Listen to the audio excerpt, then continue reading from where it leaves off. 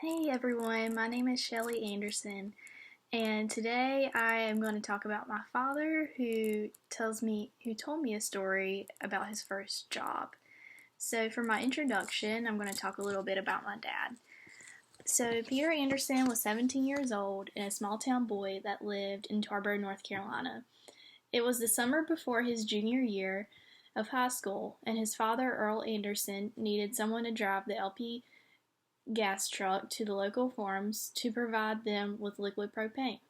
He assigned Peter to this summer job because he thought it would give him a daily routine and he would also be making his own money. Earl Anderson and his 9 other siblings owned Tarboro Oil Company, and together they helped fuel the farm industry.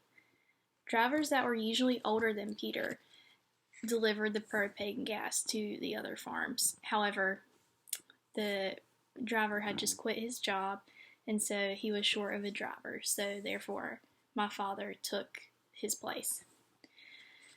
The propane gas was used to dry goods such as peanuts, corn, and tobacco in what's called curing barns. Overall, summer was the busiest time of year for the business, and Peter would be learning a lot this summer. So this is Peter's story, and I will be narrating it. I was 17 years old when I got my first real job. It was the first job I actually got paid to do. Before this job, I'd wake up at 5 a.m. and run the bulldozer, sometimes every other morning, but that wasn't a real job. This real one would be the first one I would learn from. Tuesdays were my busiest days.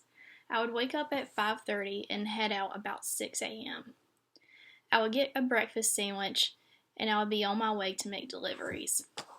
I would go to a lot of farms near a town named Speed, and I would fill propane tanks on the farm. It was very hot this summer, and the truck I drove did not have any AC. I would bring a portable radio with me, and some of my favorite artists were Patsy Cline, Waylon Jennings, Kenny Rogers, and Loretta Lynn. These artists I love to listen to, and it really helped me make my deliveries a lot easier while on my long routes. For lunch, I would stop by the Cotton Grill and I would get a cheeseburger and fries. I would then go fuel up my truck and get a bottled Pepsi Cola.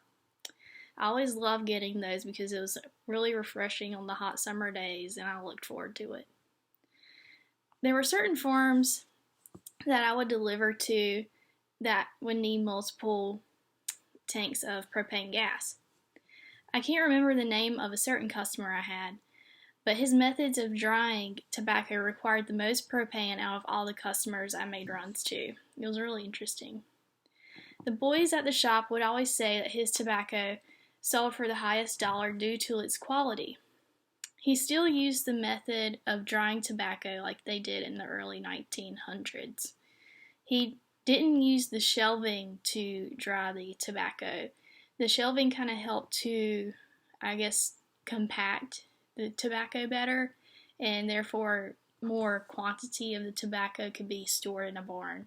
However, he would get his men to climb up on the ladder and hang the tobacco on beams, and this is what they did in the early 1900s, like I said, but it was pretty dangerous, but he still wanted that quality of the tobacco, so he was determined to do what it took.